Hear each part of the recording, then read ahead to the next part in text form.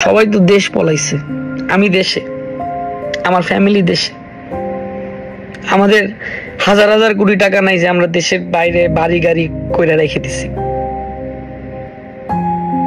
কিচ্ছু করিনি, সব দেশে করছি।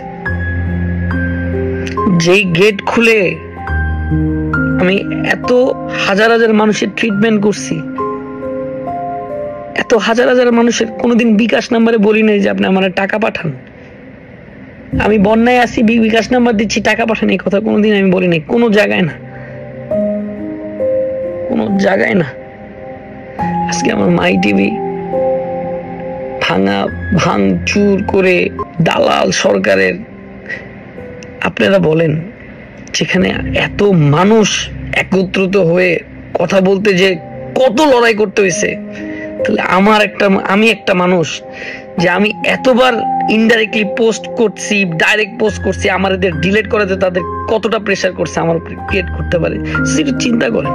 আমি গা ডাকতে আসি নাই, আমি গা ডাকতেও আসি। আপনারা অনেকেই বলতে পারেন যে তৈদা আফ্রিদি বাঁচার জন্য আসছে, আমার দরকার নাই। আর আমার ফেসবুকও দরকার নেই, আমার ইউটিউবও দরকার নেই।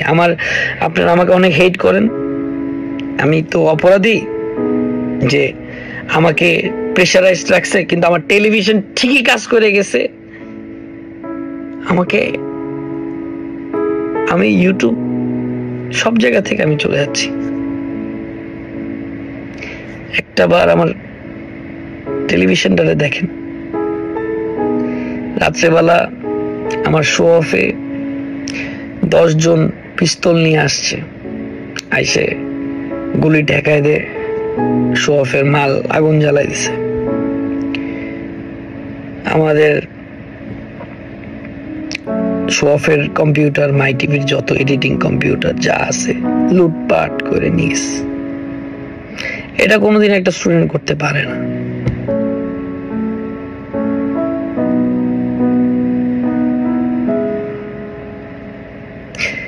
তেরো বছর আমি আপনাদের সাথে ছিলাম, আছি, থাকবো। আমি বারবার আপনাদেরকে, আমি কতবার যে কত ডিপার্টমেন্টের অফিসে গেছি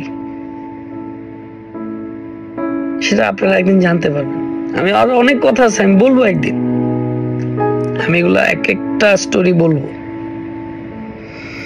আমার সাথে এই কয়দিন কি কি হয়েছে আপনারা জানেন না, সব বলবো। কিভাবে প্রেশারাইজড হয়েছি আমি বলবো। আমার সবকিছু ধ্বংস করে দিল।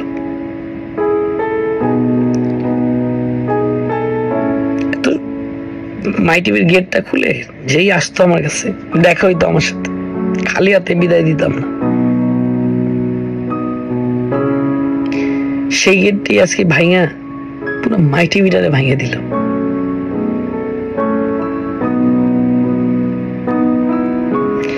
আমি তৈদিন আফ্রিদি আজকে 5:30 বাজে জানের হুমকি অনেক পেয়েছি, জানি না কারা দিচ্ছে, মেরে ফেলবে আমাকে।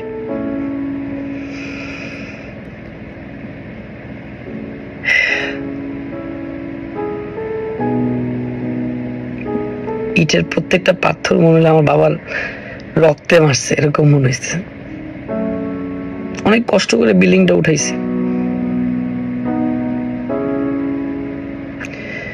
আমি কোনো ইমোশনাল কথা বলতে আসিনি বা আপনাদেরকে ম্যানিপুলেট করতে আসিনি।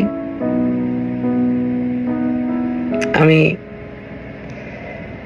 বিদায় নিচ্ছি আপনাদের থেকে, এই ইউটিউব থেকে, এই ফেসবুক থেকে, এই টিকটক থেকে। আমার যদি কখনো ভুল হয়ে থাকে আমাকে ক্ষমা করে দিবেন। একটা মেডিকেল কলেজ করতে চেয়েছিলাম, তাও আগুন জ্বালাই দিল। আমার টেলিভিশন ছাত্রদের পক্ষেই কথা বলছে, সেটাও ভেঙে দিল। আপনারা দেখেন, এটা যদি আমি যে কথা বলছি মিথ্যা কথা বলে দেখলে আপনারা টিকটকে যান, এটা তো একদিনের পোস্ট হতে পারে না, আপনারা তো আগের থেকে পোস্ট দেখতে পারবেন। আমি আমার টেলিভিশন রক্ষা করতে পারলাম না, কিন্তু মাই টিভি অন ইয়ার আছে, মাই টিভি চলবে, মাই টিভি চলতে থাকবে ইনশাল্লাহ। কারণ মাই টিভি গ্রাম বাংলার টেলিভিশন। আমি আপনাদের থেকে চলে যাচ্ছি, আপনারা অনেকে খুশি হচ্ছেন হয়তোবা। আমি বারবার অনেক কথা আছে এখন আমি চাইছি আমি বলতে যে আমার সাথে কি কি ঘটছে, অনেক কিছু ঘটছিল আমার সাথে। আমি ভাবছি যে আমি বললে বুঝবেন আপনারা। আমি ইনডাইরেক্টলি অনেক হিন্ট দিছি আপনাদেরকে। হঠাৎ করে একটা স্ট্যাটাস ডিলিট করা, হঠাৎ করে থাকা, এটার মধ্যে কারণ কি? এটাকে আমি স্ট্যাটাস দিলাম, আমি ডিলিট করলাম, আমি দিছি, অফকোর্স কেউ ডিলিট করাইছে, আমি তো করি নাই, করানো হয়েছে বাধ্যতামূলক। কিন্তু আজকে আমার ভাই এবং বোনদেরকে বলবো, আমার এই 13 বছরে অনেক ভুল করেছি, অনেক দুষ্টুমি করেছি।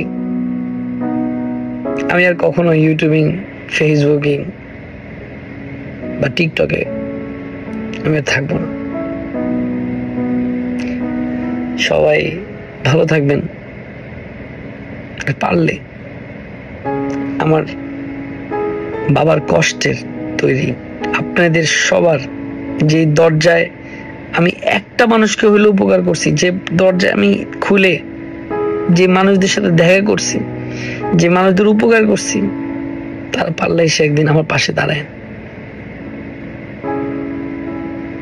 সব লুটপাট করে নিয়ে গেছে, আমি আপনাদেরকে দেখাবো। আসসালামু আলাইকুম, ভালো থাকবেন।